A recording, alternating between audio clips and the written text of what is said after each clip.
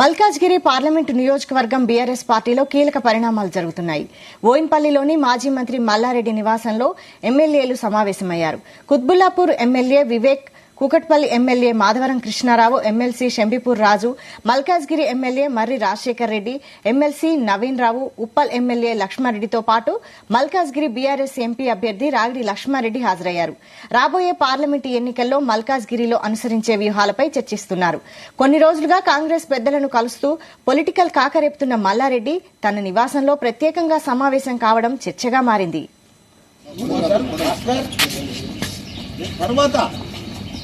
Bhaskar only MLA Bhaskar సరే మనం మాట్లాడతాం సార్. ఇంకా గడిచిపోరండి పనులందరూ. ఓకే భాస్కర్